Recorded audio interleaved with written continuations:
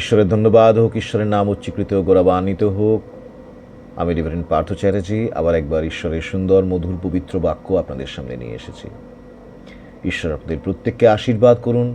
ঈশ্বরের গুণগান হোক, ঈশ্বরের নাম উচ্চীকৃত হোক, গৌরবান্বিত হোক। আমি জানি না আপনাদের কারোর এই প্রবলেমটা আছে কি না।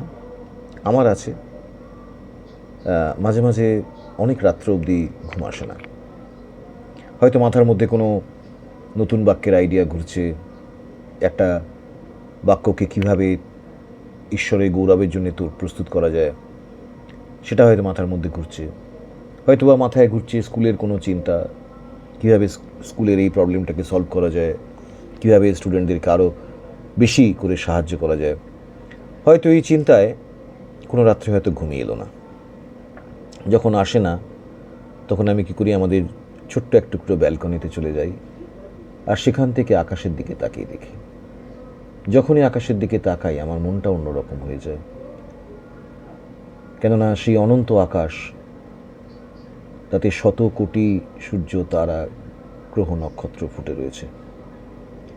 তার মাঝে ছোট্ট এক টুকরো সামান্য মানুষ আমি এই পৃথিবীর বুকে একটা ছোট্ট ঘরের ছোট্ট বারান্দা থেকে তাকিয়ে দেখছি। ঈশ্বরের সেই মহান সৃষ্টির সামনে নিজেকে অতি ক্ষুদ্র মনে হয়, আর সেই মহান সৃষ্টিকর্তা ঈশ্বরের সামনে মাথাটা আরও বেশি করে নত হয়ে যায়।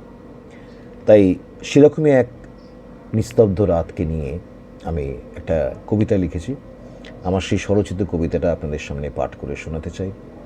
যদি আপনাদের ভালো লাগে তাহলে অবশ্যই আপনারা আমার ইউটিউব চ্যানেলটাকে সাবস্ক্রাইব করবেন এবং বেল আইকনটাকে প্রেস করে রাখবেন, যাতে আমার তৈরি করা প্রত্যেকটি ভিডিও যা ঈশ্বরের গৌরবের জন্য আমি তৈরি করি যেন আপনাদের কাছে গিয়ে পৌঁছায় এবং ঈশ্বরের রাজ্য যেন বিস্তৃত হয়। এই কবিতাটার নাম দিয়েছি আমি এক নিস্তব্ধ রাতের কাহিনী। এক নিস্তব্ধ রাত্রে ঘুম ভেঙে দেখি আকাশ ভরা সুবিশাল আকাশ। বহু যুগের পার থেকে দাঁড়িয়ে আছে রহস্যময় অনন্ত সেই মহাকাশ। আমার সসীম মানব মনে জাগে প্রশ্ন, কে বুনেছে এই বিশাল অনন্ত কল্প? এ কি এক বিজ্ঞান নির্ভর স্বয়ংক্রিয় সৃষ্টি, শিল্পী বিনা রচিত এক মহাশিল্প? স্রষ্টা বিনা সৃষ্টি কি কভু হয় সম্ভব? মৃৎ পাত্র কি সৃষ্টি হয় কুম্ভকার ছাড়া? সৃষ্টির এত সম্ভার কিভাবে হলো সম্ভব মহান স্রষ্টার করুণাময় স্পর্শ ছাড়া?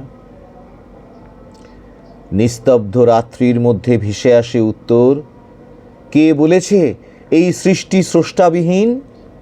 এই সৃষ্টি এক মহান চিত্রকর্ম, সেই চিত্র বড় অর্থবহ, গভীর, গহীন। স্রষ্টা করেছেন সৃষ্টি বাক্য দ্বারা তার, সেই বাক্য নেমে এসেছিল মানুষ হয়ে, কিন্তু সে ফিরে গেছে স্রষ্টার কাছে হাজার রক্তক্ষত বুকে বয়ে নিয়ে। যে পারত তোমাদের শেখাতে মহাবিশ্বের রহস্য ও সৃষ্টির কাহিনী, তাকে হত্যা করেছিল নির্মমভাবে মানুষরূপী ক্ষুধার্ত নেকড়ের বাহিনী। স্রষ্টাকে করেছ তোমরা বহু অপমান, ক্রুশে চড়িয়েছ তার একজাত পুত্রকে। তোমাদেরই আঘাতে ছিন্ন ভিন্ন তার দেহ, তোমার আঘাত চিহ্ন আঁকা তার বুকে। তবু তিনি করেছেন সকলকে ক্ষমা, আঘাতের বিনিময়ে দিয়ে ভালোবাসা। ধরিত্রীর সব পাপ নিজ মাথায় নিয়ে বিলিয়েছেন অনন্ত জীবনের প্রত্যাশা। কে ছিল সেই ঈশ্বর পুত্রের ঘাতক? জিহুদি কায়াফা কিংবা রোমিও পিলাত? আমরা সবাই কিন্তু সমান অপরাধী, সবাই করেছি তাকে কঠিন আঘাত। আজও যখন কাউকে তুচ্ছ করো, করো নিঃশব্দ বা সশব্দ অপমান, ক্রুশবিদ্ধ যিশু নীরবে কেঁদে ওঠেন, পেরেকের ক্ষতে হন আজও খান খান। ক্ষমতাবানের আঘাত যখন পড়ে কোনো ক্ষমতাহীনের ভয় ভরা বুকে, সে আঘাত পড়ে শতগুণ হয়ে খ্রিস্টের মাথায় গাঁটা কাঁটার মুকুটে।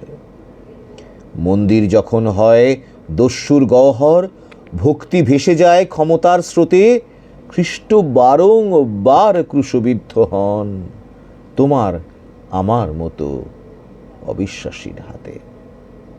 ঈশ্বরের ধন্যবাদ হোক, ঈশ্বরের নাম উচ্চীকৃত, গুণান্বিত হোক। Amen, amen, amen.